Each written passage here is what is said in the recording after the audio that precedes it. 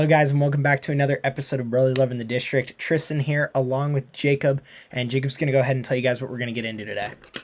Yeah, so into the NFL, we're going to be talking about the last week of football coming up, talk about how the playoffs are working out, how our teams are doing in terms of the playoff standings going into hockey.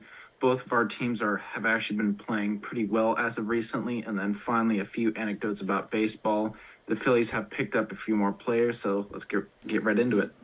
Yeah, so to start out, well, first off, I think the first thing we need to start out talking about, just to address it, obviously now it's been a week, so there's been a lot of news that has come out since then.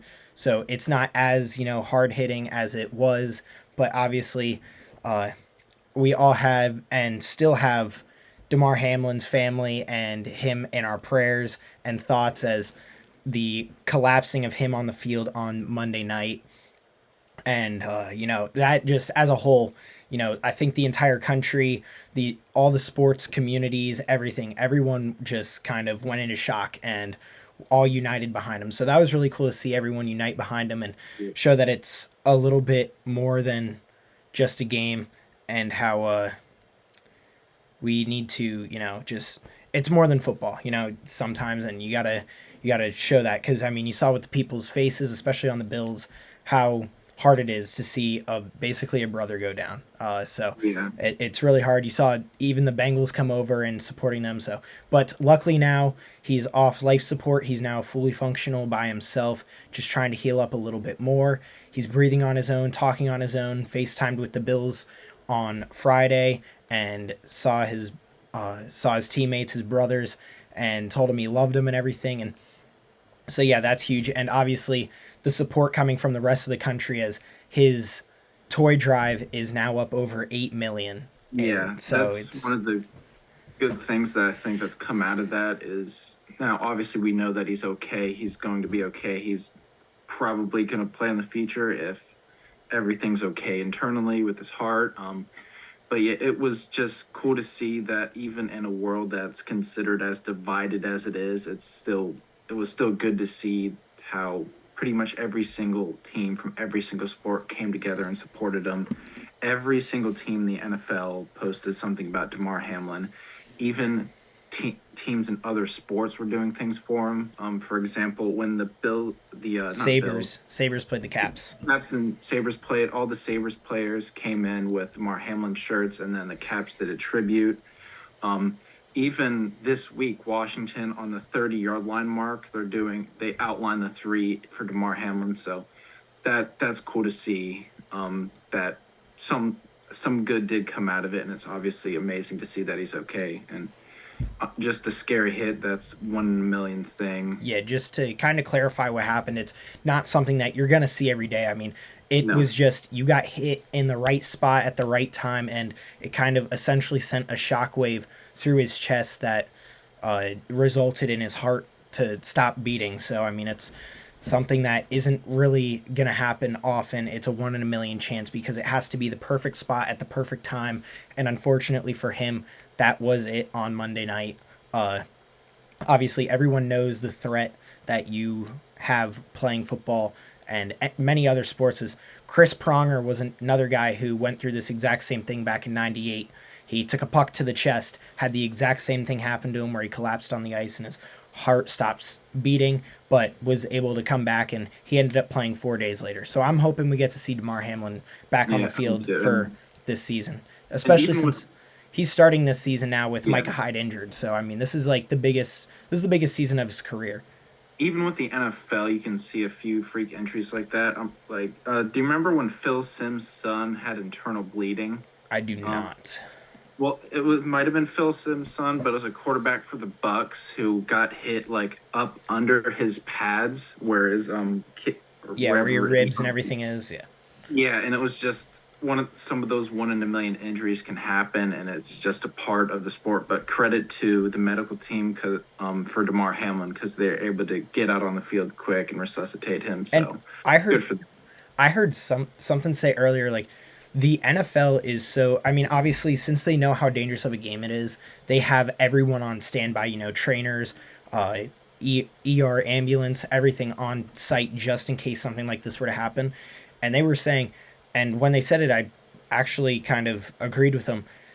On a football field, on a professional sports field, that is probably the second safest place to have something like that happen behind being in an actual hospital, because they Yeah. have everyone on site. I mean, it's very uh, he was very lucky to have it happen where it did. And obviously, the NFL did a good job making sure he was healthy and got him back up and getting his heart beating and everything, got him to the hospital just enough in time for him to uh, be able to survive this unfortunate event.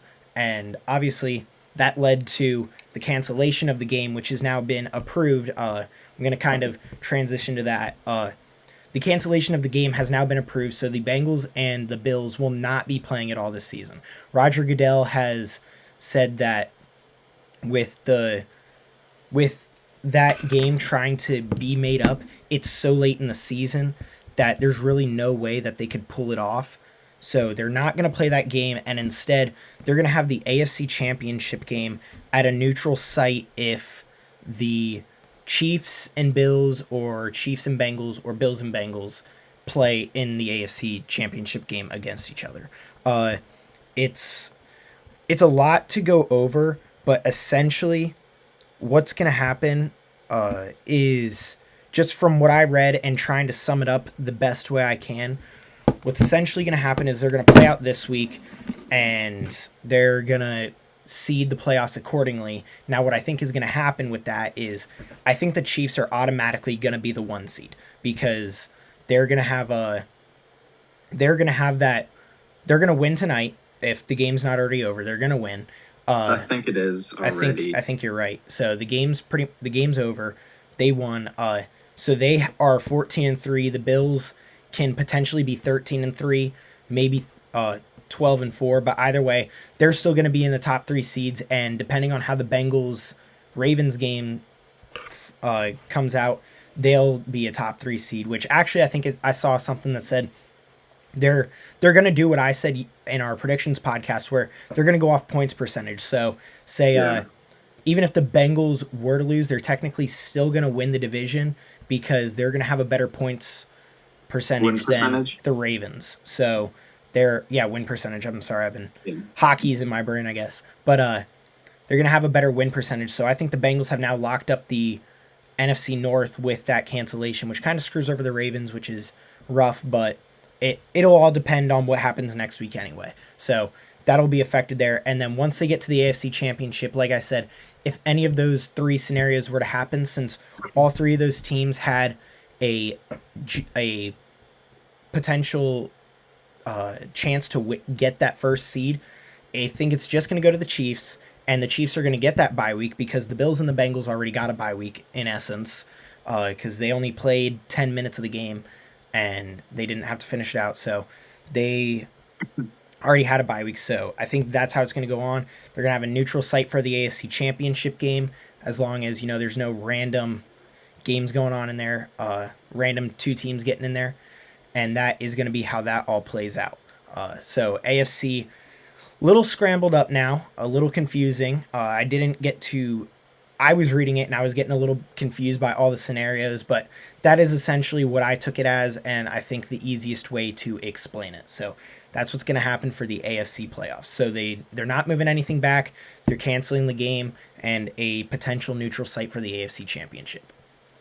So, like we said, just to close that out, prayers up for Damar Hamlin and his family, and that he can hopefully get back to the field soon, as he's having a career year with Micah Hyde being injured and living out his dream. So I really hope he's comes back to the field, because that's something that's, even if you do, he won that. I mean, he won that battle, and even if he does come back to the field, that's still kind of a scary thing. Like, oh, I just died on the field. Like, it's something that's going to be hard on him mentally too.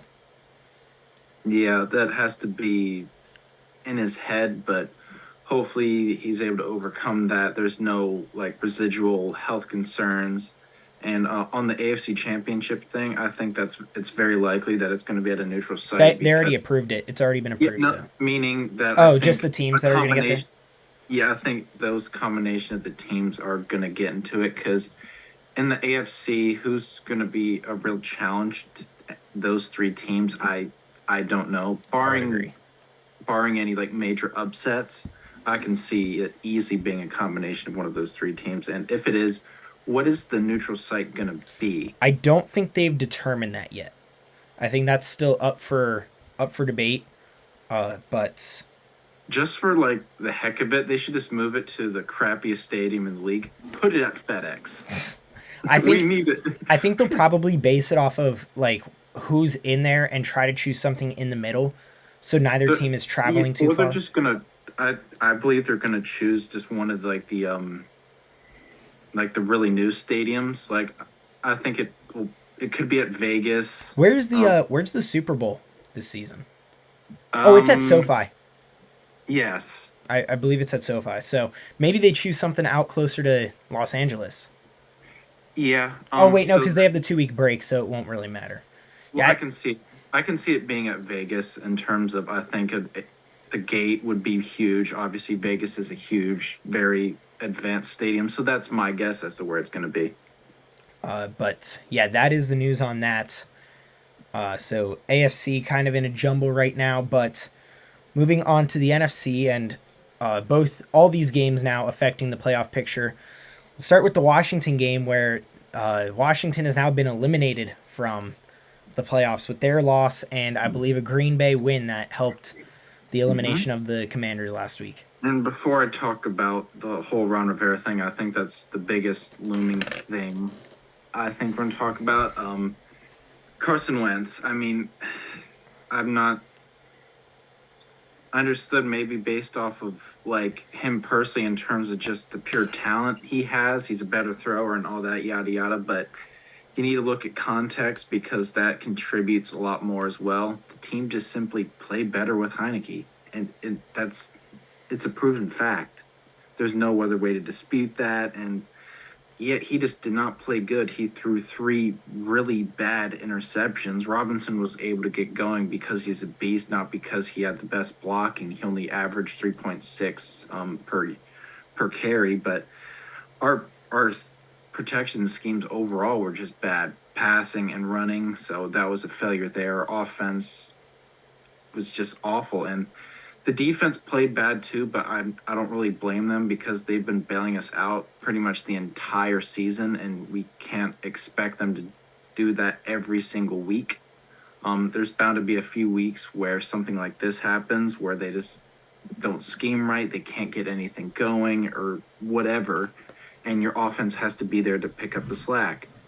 And that just simply wasn't the case. You see that with all great teams at moments in the year they're able to pull their slack. Like the reason why the 85 Bears were able to be as successful as they were is because their offense was able to not exactly equal the defense, but pull their weight enough. And that's what you need sometimes. And just a really bad way to end the season because Rivera didn't even know we could be eliminated. And I understand he was going in with a winning mentality, but you're a multi-billion-dollar franchise. You need to have people who know where you are at every single point in the season, and especially when you're in like a very close playoff battle towards the end of the season, you need to understand all the different scenarios that can happen. It's a complete failure by the organization on there, and another thing, it's looking like Scott Turner could be fired because Rivera has made a few comments about it and they were quite vague. And then the players, it's come out that they're very frustrated with the offensive play calling. That's a confirmed thing that they've been saying. So I think it's very likely that he's going to be fired, which I think is a very good move because the reason why Scott Turner has a job, in my opinion, is because his father was a good coach. That's the genuine reason I believe it. He just, what track record does he have to prove that he deserves to have a job with us next year? If we're looking at it objectively, we should have a top 5 wide receiver core in the league. There's very few wide receiver cores that have a better top 3 than us. I mean, it's a simple fact. And yet, even with our crappy quarterback play, our offense still should be a little bit better. But I think it's partly hindered by Scott Turner, and I'm gonna be glad when he's gone. And Ron Rivera, it depends on how the owner thing plays out, because if the team's sold, then we'll get a new head coach. But if that's delayed a little bit, nobody's going to want to come in for a year, because once team is inevitably sold, then like they're cleaning house. So I think coaches will know that it'll be kind of like a mercenary job. You're there for a year, then you're gone. So yeah, just a very disappointing way to end the season. And going skipping on into next week, if this is the end of Snyder's tenure, then I think it'll be very kind of poetic, because it's going to be one of the least attended games. Because we're playing the Cowboys and everybody's lost faith in this team. And in 2000, the Washington Redskins had the best attendance in the league. By stats, the best attendance in the league, even in 2000 when we weren't that good. Now, forward, we have the worst attendance in the league, and I just think that this last game, if it is the end of the Snyder era, will sum up this whole parade of crap it'll represent it very well. I think if it is the end of the Snyder era, I think just the whole Ron Rivera thing. I think he's gonna, whoever the new owner is, I think he's gonna come in and clean house. I mean, he's I gonna do want. too. I think he's gonna want his people. He's gonna come in. He's gonna want to do everything under his rule. I mean, you look at. I don't know much about many other owners. I know the Dallas. I know Jerry Jones is very involved with his team, and just because I watch the Eagles, I know. I can't. Jeffrey Lurie. I couldn't think of his name. Jeffrey Lurie is very involved with the Eagles. He's very involved with their not necessarily like their play calling, but he wants them to be a passing team. He's involved with the decision making with the draft and the signings. While yes, he's not the guy who does it, he is there kind of on Howie Roseman's shoulders saying like, "Hey, I kind of want to do this. You do you, but I kind of like." He'll push Yeah, him in a direction. yeah. And Snyder tried to do that, but what he was the end all be all voice, and that was a hindrance to our team, because back when Gruden was the coach, he did not want to draft Dwayne Haskins. He wanted to re-sign Kirk Cousins, because he wanted that for not only his job, but he felt like it was the right move for the team. But Dan Schneider came in and said no. It just, I think it's very worrying. I don't want to have another owner who tries to be like the main decision maker when it comes to the football stuff. Because I think if you look at the best owners in the league, your Robert Krafts, they know their place. They're PR guys. They aren't football guys, and they know enough to hire the proper football guys. And that's how I think you properly run a franchise. And I think Jeffrey Lurie is probably one of the better owners in the league. He's not like, yes, like I said, he's a little involved, but he knows that.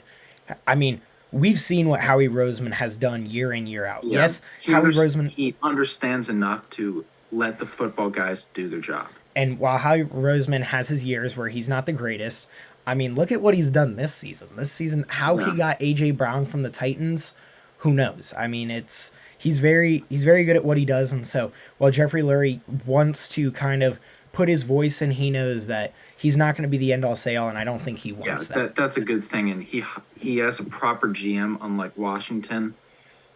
Currently, we do not have a proper GM. Bruce Allen, he was too buddy buddy with Dan Schneider, and it's good to have a good relationship with the owner, but I don't think they should be best friends, because I still think there needs to be a little bit of business in that relationship. So, yeah. Uh, but going on next week, like you said, you kind of alluded there. You guys are starting Sam Howell next week against the Yeah, Cowboys. I mean, that's the probably the only reason I'll watch, but other than that, I mean, there's not much interest in the game, and there won't be for a lot of Commanders fans. I think the attendance is probably going to There'll be, there'll be a lot of Eagles fans watching. yeah, there'll probably be more Eagles fans If watching it's, than I was gonna Commanders say, for fans. what it's worth, I'm rooting for Washington to win this week. Woohoo! I'm I also rooting mean, for Arizona to beat San Fran. I'm rooting for Washington just because I want to see Sam Howell do good. But other than that, this game means literally nothing, and other Commanders fans understand that. So yeah, I think there's very little interest at this point. People are tired of it. I think they, I think the majority of people want Rivera gone. we like Rivera. We think he's a good guy, good leader of men, but we just think that the game has passed him by. He's made some really questionable calls down the stretch when it comes to crunch time with time management. So yeah, I think that this could possibly be the end of the tenure for Ron Rivera if the team is sold. If it isn't, then that's a completely different thing, and I think it'll be pushed back to the season after that for the sale. Going over to the Eagles game, not a great game. Not one that anyone wants to talk about if you're an Eagles fan. Uh, just a terrible game all around. Gardner Minshew played terribly too. I am so curious as to what the drop off was between the Cowboys game and the Saints game, because the Oh Cowboys dear. game, he was playing out of his mind. He went, I don't remember his. I'm pulling up the game now actually for the Cowboys game, but he had 350 yards. He had two touchdowns, two picks. He played great, and all that on 24 for 40 completions. So about 60-ish% completion percentage. 2 and 2 interception touchdown. He played well against the Cowboys. I don't think there's any question. But in the Yeah. Saints game, they didn't have a first down until 30 seconds left in the first half. Not a way to win. They needed to run the ball more, in my opinion. I mean, that's not something the Eagles want to do, but I mean, still, like you said in our predictions, Miles Sanders was Yeah. giving them some dents in their running. But in this game, Gardner Minshew only went 18 for 32, 274 yards, touchdown, interception. And it sounds better, but a lot of those yards came When they a didn't good matter. yeah, a good 78 of those yards came off of one pass to AJ Brown. And ultimately the pick was the end all be all for the game, because that was with 5 minutes left. He looked directly at AJ Brown. Marshawn Lattimore just sat on the route because it was like a one step look back at the quarterback, and Marshawn Lattimore sat on the route because he had help over top and in the middle, so he had nothing to do. He was the flat guy, and he read his eyes, went up, pick sixed it. I mean, that was the end of the game right there, because that made it a 10-point game. So that pick was detrimental. They didn't produce any offense until the second half. The defense was struggling in the first half, and it almost looks like Jonathan Gannon is doing what the Bengals defensive coordinator did last year. If you remember last year, the Bengals gave up a lot of points in the first half, but then shut down a team in the second half. And so basically, what he would do is he would run one defense in the first half and then come out in the second half and run a totally different defense. And it threw teams off. That's how they beat the Chiefs in the AFC Championship game. He came out in a zone defense and then switched it during the first half, and it confused Patrick Mahomes. And I mean, so last week that's what they did. They did that against the Cowboys. They're switching their defenses, and it's kind of like, yo, you need to run this defense the entire game, especially come the playoffs when you don't have that time to kind of let teams score, especially when Yeah. you're playing higher scoring offenses than the Saints, who have Andy Dalton at quarterback. So And with the thing you said about offenses that they wanted to pass, I think that's possibly very detrimental because I think you need to take the game as it comes to you. Sometimes you need I to agree. look at how things are going and readjust. You should have saw that Miles Sanders was averaging 5 yards a carry, and you need to feed into that. And it's not like the game was completely out of reach where you need to run this high explosive offense to try and catch up. You guys could have afforded to run the ball more and like really start pounding out the yards. Then that'll set up the pass game. And I just think that's something you failed to do. And I think that's something you'll need to do come playoff time because you can't be just solely focused on one game plan. You need to sometimes need to be able to adjust. And I mean, you saw a lot. It was like they on in their, like I said, 3 and out all the way until 30 seconds left in the second quarter. They would go, first down, he gets sacked, so now it's 2nd and 15. You throw an incompletion, and now it's 3rd and long, so you have to pass the ball in order to try to get a first down. Yeah, you You should throw it try and short, run on and the first and second yeah, down. exactly. It was just they were digging themselves in holes come when they had the ball, and it was something that they couldn't get out of. And I think that's what killed them there. The defense in the second half gave them a chance to win. I mean, the Yeah. defense came out. They had another 6-sack game.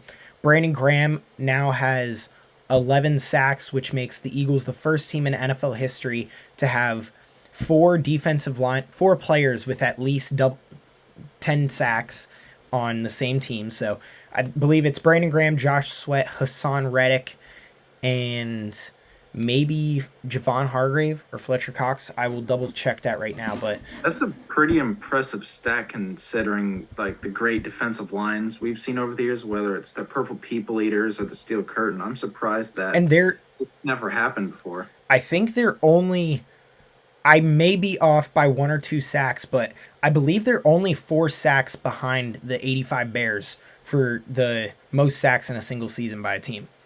So they're coming up now. You say that it's now a 17 game season. It's Yeah, and people are going to put an asterisk on it, but I mean, and the penalty asterisk. calling's different, so it's always going to be hard to adjust for errors. Yeah. So I mean, there's things that people are going to say, but I think that 85 Bears defense, the amount of sacks that they got in the type of game that they were playing, far more impressive because there wasn't as much passing. Yeah, the passing was a lot rare, and that team was just a beast defensively. But their Achilles heel was their offense. You saw in 1986 when they didn't have an offense, they got they got beaten by us in the '86 playoffs. So for the sacks, Hassan Reddick has 16, which Jonathan Gannon came out and said if I hadn't been dropping him back in coverage, he'd probably have 25 sacks. But Hassan Reddick has 16. Javon Hargrave has 11. Brandon Graham has 11, and Josh Sweat has 11. And That's very impressive. if Fletcher Cox decides to just eat this week, he could still get 10. He needs 3 sacks this week, so highly unlikely, but he could still potentially get up there too, which would be insanely impressive. But yeah, Eagles are doing really good on the sack front. Like I said, defense gave them a chance, and it's just they couldn't. The offense couldn't produce anything to help the defense, and that's ultimately why they lost. They didn't lose because they played well and the other team just outplayed them. They played terribly, and all the Saints had to do was produce some offense, and they won the game. There was no other reason they lost. If you look at all the games that the Eagles have lost, they've all shot themselves in the foot. The Washington game, they turned the ball over 3 times, and Washington was scoring on those short fields. The Dallas game, they turned the ball over 4 times. Dallas scored on the short field. And then against the Saints, they couldn't produce any offense, and they kept on getting stopped by the Saints. Don't get me wrong. I mean, some of those, they had a lot of players out, but you can't entirely blame that on injury. So they had a lot of, all their games, they've been shooting themselves in the foot. So if they can learn to, control their mistakes and control the controllable, they should be able to waltz to the Super Bowl if they were to actually try. And luckily, advancing into next week, they should. Gardner Johnson and Robert Quinn have both been activated into the 21-day window off of IR, which means they could potentially be back this season. Jalen Hurts is pretty much a lock to play this week against the Giants, and Lane Johnson, depending on if we get this first round bye or not, could be back for the first playoff game, and so could Josh Sweat. So we should be getting a lot of our players back. And Avonte Maddox, they didn't put him on IR, which means they think he could get back before the Super Bowl or the championship game, because if he would have been out, if they would have put him on IR, he would have missed week 17, week 18, the divisional, and the championship game. So he wouldn't have been back until the Super Bowl because it's 4 games, not 4 weeks. So they think that he could potentially be back before the Super Bowl too. So we could be getting a lot of our players back come in the coming weeks. Yeah, and I think this is an important week for you guys. I think aside from the fact that it holds playoff. Yeah, other than that, I think it's important for you guys to get some of your mojo back, because if you were to go into the playoffs, you wouldn't have that first round bye, and you'd be going into the playoffs with a 3-game losing streak, and that's not ideal for a team. So I think it's very important you win this to get some of your mojo back, get some of your momentum back, and obviously get that first round bye so all your players can heal up and you're as healthy as you can be for that first playoff game. Yeah, I have never wanted a first round bye more than right now. And it's, I mean, if our team was healthy, I wouldn't care as much. But because when our team's healthy, you've seen they play well, but they're not healthy, and that's the issue. Yeah. So we need that first round bye in order to get some of those players back. So this coming week they play the Giants. Giants have nothing to play for. They are locked in that 6th seed. They're locked in to essentially playing the Vikings, depending on how this week goes between the 49ers and the Cardinals. And I like that matchup for the Giants. So and they played them earlier this season and actually a couple weeks ago, and the Vikings won off of a game-winning field goal, 61-yarder at Yeah. that. I like it because the Giants, they have good defense. They can really control time of possession if they really need to. And Daniel Jones, these past few weeks, has really come out and shown that he can put on good performances when he needs to. So I think that has the possibility of an upset. So Eagles, Giants. I mean, I think they should win this. I don't think the Giants are going to play their starters. Yeah, They I think they which will win. with Jalen Hurts coming back. I mean, he was throwing last week, so it's not like they're rushing him back. So he should be just about fully healthy. They should win this week. The only reason I could think that they will start their starters is to spite them from 2 years ago when the Eagles sold the game against Yeah. the Well, Washington football team. I, I said this on our predictions video. I think Giants fans needed to shut up a little bit there because they put their fate, like their destiny, in another team, and they had 6 wins that year. So Yeah, calm down. that's why you never you never want to worry about someone else. You always want to control your own Yeah. destiny. Oh yeah. Control your own destiny. So all the Eagles have to do is either win or tie with the Giants, and they're in the Yeah. first. They're in the I first think seed. I think you'll win. I agree. I would have to agree there. But even if they don't, Eagles killed them earlier this season, and that was on the road. They're back in Philly this week. But with that, that's going to close it out for the NFL. I believe we covered everything. Anything else from you? So I got.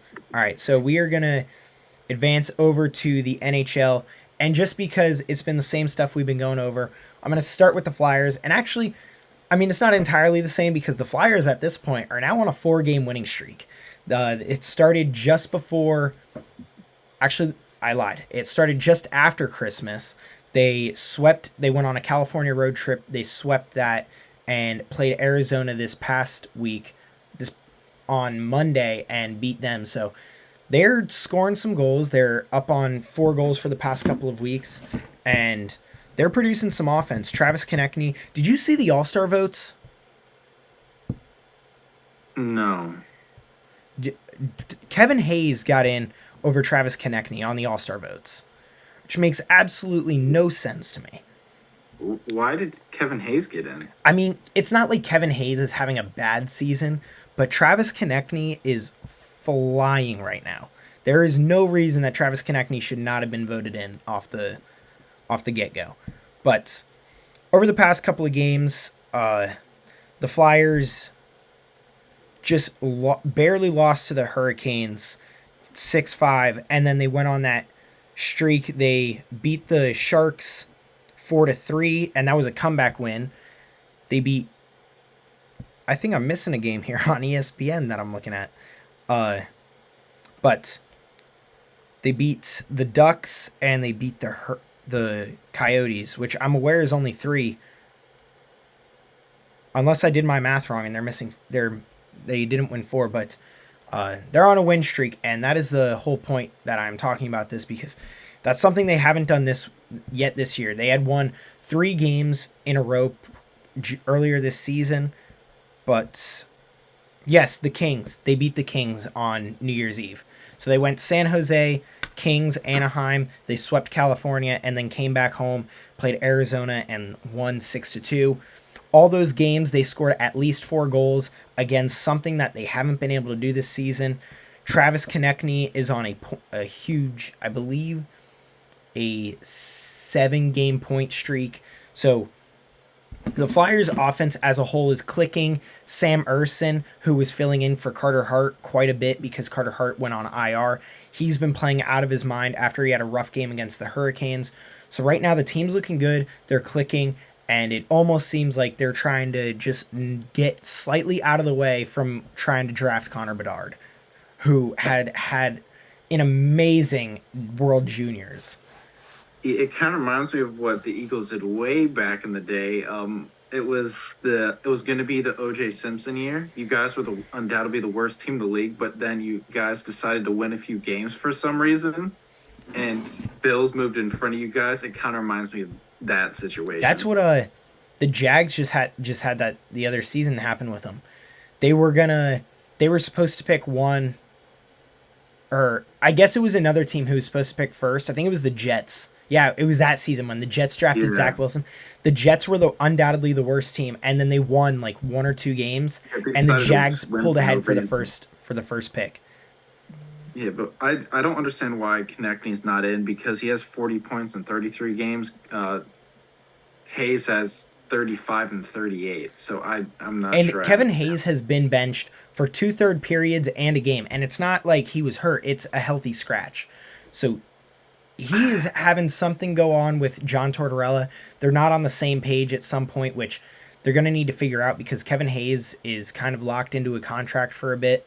It's not Yeah. an easy one to load off. So they need to figure that out. But I don't. I mean, All Star All Star is kind of a popularity contest to begin with, and I don't think Travis Konechny is the most popular flyer, but definitely the most skilled and should be the one going over Kevin Hayes. But Carter Hart was activated off IR, so he should be coming back any day now to play again. And they're now at a struggle with Sam Urson and Felix Sandstrom on who's going to be that backup. Their issue there is Felix Sandstrom is waiver eligible. Samuel Urson is not, but Sam Urson is playing better than Felix Sandstrom was. But on Felix Sandstrom's defense, he hasn't played. He's played like one game in the past like month.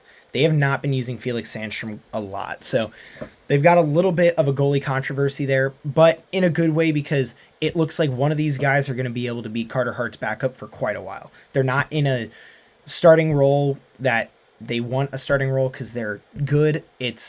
They're in a situation where they could play a couple games here and there and be happy behind Carter Hart, who is definitely the number one.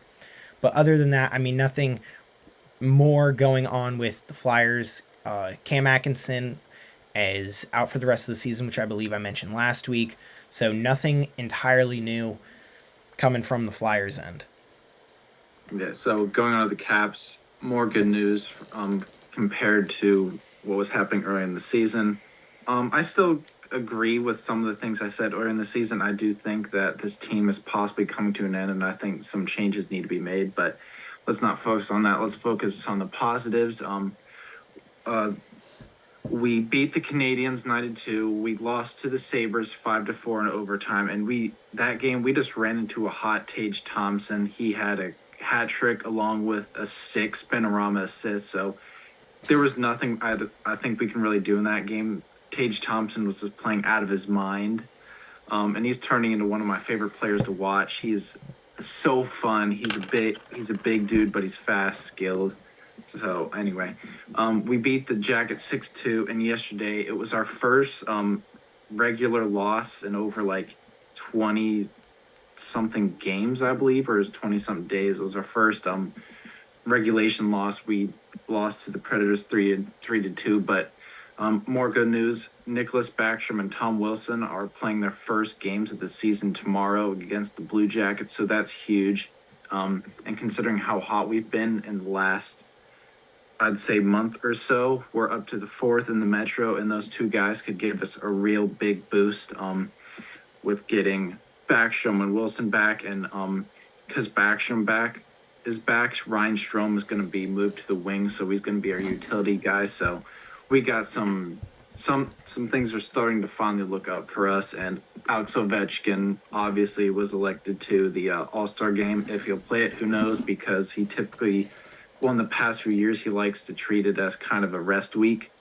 But he's definitely deserving. In 42 games, he has 29 goals, 19 assists, and 48 points. So another ridiculous season by Alex Ovechkin. You said 29 goals, right? Yep. Yeah, that's He's like insane. he's fourth, I believe, in the NHL. He's In fourth or goals. third. I know Tage is above him, and maybe one or two other people. Uh, yeah, at this rate, Ovi's gonna catch Gretzky in no time. Next season, like possibly next season. Yeah, because we're not even at the halfway mark, and he's I already mean, got I 29. think we just reached it. Most teams have just reached the halfway point. Well, at least we did. We're at 42 games. Oh, okay. I don't think the Flyers have reached it yet then. I don't. Yeah, we're only at 39 games. We have 2 more games before we hit the halfway point. Yeah, so he's on pace. So he's on pace on 60 goals, essentially. Yeah, very close to 60. He's third in goals behind Tage Thompson and Connor McDavid. Yeah. And he's 37. Yeah, that's impressive. And the goals he's scoring are just ridiculous. He's still money from his office. Of course. It's automatic just from that dot. But it's really all that's going on in the NHL. Did you see any other surprises on the NHL All-Star? Who got voted for the Sabres? Was it Tage Thompson? It should I believe it was. If it isn't, that's a travesty. And I mean, they still have a couple votes to put in. Yeah, so he should definitely go in because he's having a ridiculous season. It's Tage Thompson for the Sabres. Yeah. I don't really see anything else that's surprising. Mitch Marner's having a really good season with the Maple Leafs. But other than that, nothing too surprising. Igor is in. Linus Ullmark for the Bruins is in. Jack Hughes gets his first nod towards an All-Star. So I'm interested to. I always like the NHL All-Star game. It's definitely seems a little bit more fun than the NFL Pro Bowl. They have the games always, and then just the 3-on-3 format is such a better way to have a Pro Bowl, All-Star game, however you want to call it. It's such a more fun way to have it. So I'm interested to see how the NFL does their Pro Bowl because this is the first season that they're changing it with up. Hockey, I always enjoy their skills competition. You have the fastest skater, you have the shooting challenges, and obviously the main attraction, I'd say, is the hardest shot competition. Zdeno Chara with the fastest 108.8. Yep, and utterly ridiculous. I don't think that's going to be matched for a long while. I believe it'll get matched quicker than you think because with the technology coming in sticks, I think it could get matched relatively quicker than you think. Maybe, but it took forever for Char to break Al Iafrady's record of he was like 105. I was going to say I thought it was 104. It was around there. All right, and I believe that's really it for the NHL unless you have anything else you wanted to add. That's all I got. All right, and just one last thing to put in is the Phillies trade the Matt Vierling and Nick Maton, who were both they were position players, but they weren't big name position players. They were bench players, really, who came in here and there. And honestly, I think this trade helps Brandon Marsh, too, because I believe he's going to be playing a lot more center field now with those two gone. But they trade them to Detroit for Gregory Soto and Kobe Clemens. I think that's a good trade for you guys because Gregory Soto, if you don't know, he's a very good relief pitcher. He's been an all-star the past two years, so I think that's a very good pickup for you guys, and I think he's really going to be able to perform a lot better with the Phillies than he is in Detroit because if you look at his stats in Detroit, they're not like super duper impressive, but